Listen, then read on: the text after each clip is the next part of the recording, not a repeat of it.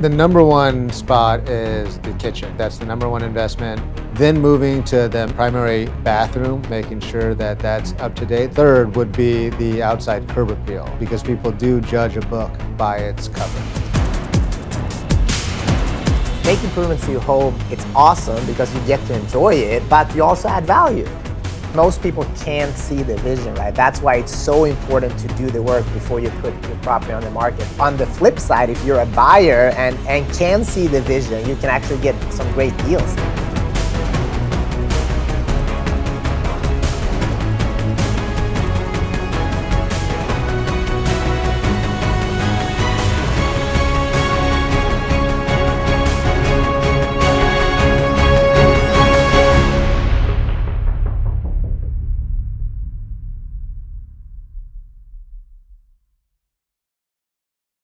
Hey guys, and welcome back to Black Belt in Real Estate. In today's episode, we are going to talk about the things you can do to your home in order to add value. Add value before listing your home, or maybe even add value to enjoy a couple of years before deciding to sell. So welcome, and I have my mentor and co-host, James Suarez, here with me again. How are you? Doing great. This is one of my favorite topics, which is how to get the best ROI, return on your investment, as a seller, and your home is one of the best vehicles to get a great return. Yeah, I mean, one of the best calls that I get is when past clients are calling me, hey, we're thinking about redoing the kitchen, we're thinking about redoing the floors. What do you think? How much would that improve my home value? And I love when clients are thinking of that, first of all, because, make improvements to your home, it's awesome because you get to enjoy it, right? Right. But you also add value. Right. So let's just talk about, like, what are the main things as a homeowner that are, maybe thinking about selling in the next couple of months or in a couple of years? Like, what are the areas of the home that will add most value to redo? Definitely. I mean, the number one spot is the kitchen, right? That's the number one investment a seller can make into their home. So that's almost like 2 or 3 times the investment. So I would definitely start off with the kitchen. I would also make sure to use an interior designer that are aware of what the newest trends and styles are, because I have walked into many homes before that I'm about to sell, and the sellers were ecstatic about how beautiful their kitchen remodel was. They thought it was the cat's meow, yet it was completely not in today's trends. In fact, will reduce value of the home. So making sure that they're working with a professional so that it's what they like, if they're going to plan on living it and enjoying it, or if it's just for the purpose of resale, making sure to discuss with an interior designer or an agent that's up to date on the newest trends, for sure. So it's worth the investment to have an interior designer that can help you with that. 100%. Oftentimes, interior designers have the ability to get discounts on the material, so it's almost a wash. So definitely starting off with the kitchen, then moving to the primary bathroom. That's very important, making sure that that's up to date. That's a great investment. And then last but certainly not least, a third would be the outside curb appeal, right? Because people do judge a book by its cover. Awesome. So let's talk about the primary bathroom. Like, what are the things that are in trend right now, and what are the things that you should be doing? Yeah, definitely. I mean, it seems that everyone's going for lighter colors, so white cabinets. The countertops are very important, right? Granite is no longer in style, right? So whether it's marble, but just understand marble is very porous. Quartz, ground quartz, Caesar stone is very popular these days, as well as Italian porcelain, which is more durable than all of the other countertop styles that we talked about. I would also, for a primary bathroom, encourage people to make sure that they have a tub. Oftentimes right now, a floating tub is very popular. And then the shower, right? Making the shower is a good size, beautiful, has nice tile work. So yeah, primary bathroom is definitely an area where you can get a very large return on your investment. Nice. And going back to the kitchen, I forgot to ask you, what are some of the things? I know a lot of the houses now have the big islands, open space. Like, what trends are you seeing in regards to the kitchen? Yeah, you nailed it. I mean, an open living space is very important. If it's enclosed kitchen, is there any way that we can open it up to make it feel, more of that open floor plan. And then again, with the trends as far as the materials, the color of the cabinets, the style of the countertops, the faucet, the sink, all very important, but all can be guided by a really good interior designer or an agent that has a lot of experience with development. Development. Yeah, and I love getting those calls because it's nice to see that your home buyers want to improve value, and when you do go ahead and sell, you not only get to enjoy it, but you also get a little bit more out of your home. Or you can get a lot more, right? Well, let me give you. I mean, this is a great story, right? We've been talking about in the other episodes the most important aspects of choosing, the agent, the marketing, and the price, right? The agent you choose, the team you choose, the pricing, and the marketing will pretty much dictate the outcome. There was a home that was listed with another agent. We were interviewed for it, but the seller decided to go the discount route. The listing agent didn't give good guidance to the seller.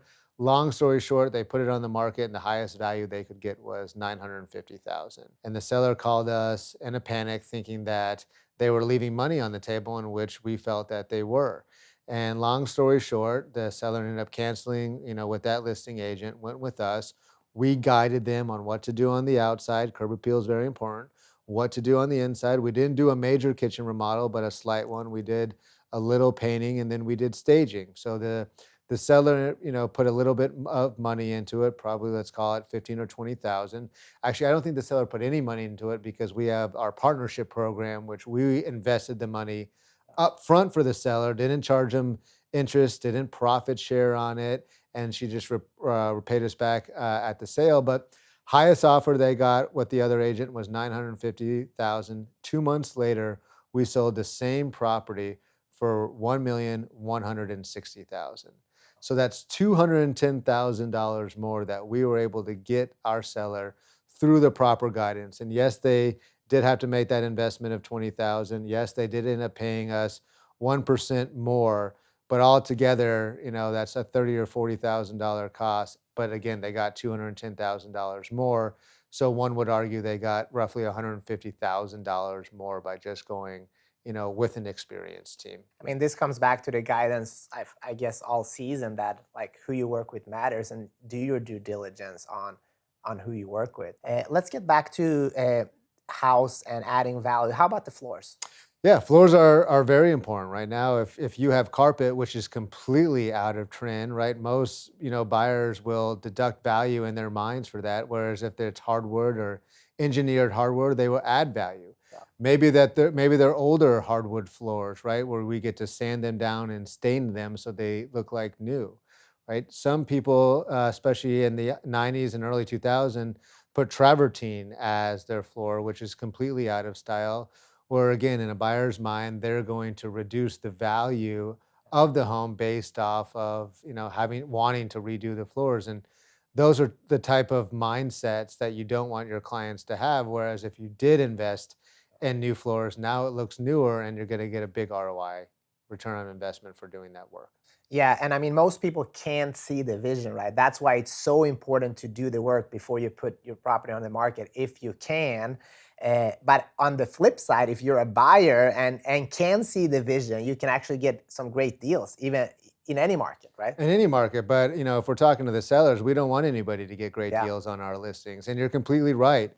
There's only 10% of the population that can, in their mind, creatively see what could be. Yeah. Whereas real estate agents, we can do that very easily, but we're not the ones buying the property, right? The other 90% of those buyers out there are the ones who are buying it.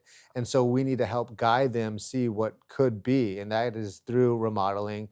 That's also done with staging as well. One other thing to talk about is the curb appeal. So what can you do? Like, what type of landscaping? Should you paint the house? Should you not paint the house? Should you paint it green or pink, or what do you recommend? Again, another reason to use an experienced agent or a interior designer, because yes, people do judge books by their cover. They drive by them all the time, and if it's not appealing, even if the inside is beautiful, they'll never see the inside because they're turned off by the outside of the home. So yes, if you're going to spend the time and money investing in the kitchen and the primary bathroom and the floors, then it's also very much worthwhile to put a little money into the exterior and paint the home. And one of the newest trends that's in desire, that's in demand, making sure that there is that it is properly landscaped and it doesn't look like the lawn's never been watered and there's not a flower in the front. Whereas beautify the property so that the outside is as beautiful as the inside. That makes a buyer want to call the number on the sign or Google the address so they can see what it looks like inside and schedule a showing, which is ultimately is the goal of marketing and getting people inside the door. A lot of specialist sellers, they're like, hey, yeah, that all sounds awesome, but I don't want to spend any money. I want to sell now and I want to cash out. What type of returns can you expect on doing works like this? Yeah, first and foremost, it's a mindset shift because you're not spending, right, the money. You are You're investing investing, the yeah. money. And one of the best investments anybody can make out there right now is upgrading their home because again, a kitchen, we've seen that get 2 or 3 times, the return. Primary bathroom, the same. Flooring's 2 times the return. Right. Oftentimes, I mean, it's a great example of the story I told you. She spent around 20,000. Right. Now the agents also had a lot to do with it. But when you combine, putting a property in the best, showable condition combined with, right, having one of the top agents teams represent you, you're going to get the biggest ROI. So she spent 20,000, she spent an extra percent on commission. So let's just call it 30, 40,000 in order to get, an additional 160 or $170,000 more. Those numbers make sense to me all day. And it's just Yeah. showing a seller that saying, hey, listen, this is not a cost. This is an investment. Even with staging, staged homes sell on average for 13% more. 13% more. So darn right, we encourage our sellers to stage. Even when I go and sell my own property, I think I have beautiful furniture, but I'm Spanish. My wife is Middle Eastern. We have 3 kids. Right. There's a lot going on in our house right now that's not suitable for everybody. So that when we do go to sell, we do neutralize it. We do make it almost like a blank canvas with signposts so that a buyer can see how beautiful the property is in a very neutral, way so that they do pay, the highest value. Yeah, and the goal, if you're listening to this as a seller, especially with staging, is to attract the target audience, but as many people as possible in your target audience to get you the highest number. And I had this discussion yesterday with a lovely client of ours, and who has art that is worth ten thousands of dollars, but it wouldn't look that good on photos, right? Because it's very specific. And so if you work with a professional, and especially bring in an interior designer and a stager, try to listen to the guidance, even if it takes a little bit of a hit to what you love. The goal is not to stage it the way you love it. The goal is to stage it to attract the buyers going to pay the most, right?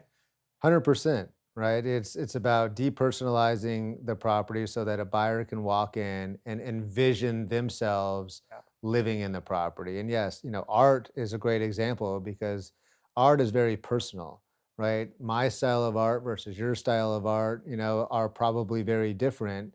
So if I have my style of art in, my home and you walk in and that's all you're drawn to, right? It's taking away from what's most important, which is the house itself. Yeah. So if we can create, a neutral, palette for our buyers to walk into that's modern and beautiful and today's trend, in the back of the buyer's mind instead of being turned off, they're turned on. As a seller, you got to know that curb appeal is so important, right? We talked about this in earlier episodes. We're living in a swipe left, swipe right mentality, and the best way to kind of look into that is Match.com, Tinder. Like, you get a couple of seconds to make an impression, and Right. that's our job to make an impression. So the buyers are scheduling that showing, coming to their home, and we can actually talk about all the lovely things that the home has to offer. But if you don't get them in the door,